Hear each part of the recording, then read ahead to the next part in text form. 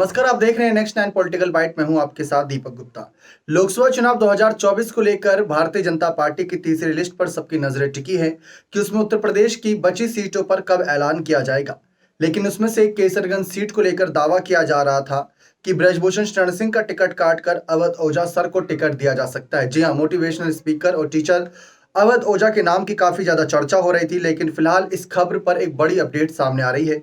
कहा यह जा रहा है कि ब्रजभूषण शरण सिंह जो इस क्षेत्र में अपने दबदबे की बात करते हैं, उनका दबदबा नजर आएगा और जो तीसरी लिस्ट सामने आएगी उसमें अवध ओझा सर को नहीं बल्कि ब्रजभूषण के ही परिवार के किसी सदस्य को टिकट दिया जाएगा।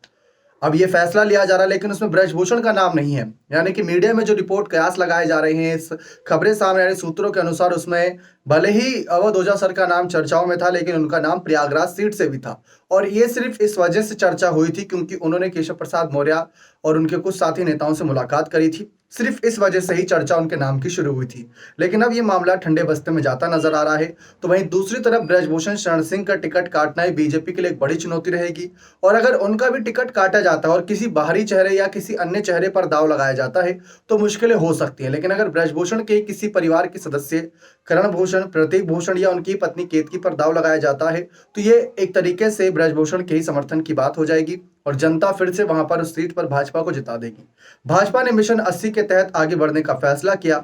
अब ब्रजभूषण का अगर टिकट कटा और उन्होंने अगर सपा या किसी अन्य दल में जाने का फैसला कर लिया तो ये बड़ी चुनौती खड़ी हो जाएगी भाजपा के लिए भी। ब्रजभूषण शरण सिंह तो यह तक कह रहे थे कि उनको हरियाणा की किसी सीट से चुनाव लड़ा दें, वो तो उसके लिए भी तैयार है, जो कि महिला पहलवानों ने उन पर आरोप लगाए थे। तो पहलवानों का ज्यादातर जुड़ाव हरियाणा से ही रहा है, तो उन्होंने ये तक चुनौती दे दी थी कि अगर हरियाणा से ही बीजेपी उन्हें जिम्मेदारी देती है तब भी वह जीत कर दिखाएंगे इस सीट पर। अब जो माहौल बना है उसको ध्यान में रखकर भारतीय जनता पार्टी ब्रजभूषण शरण सिंह की सीट पर आज ऐलान कर दिया, कब ऐलान करती है देखना दिलचस्प रहेगा। बने रहे चैनल के साथ। बहुत बहुत धन्यवाद।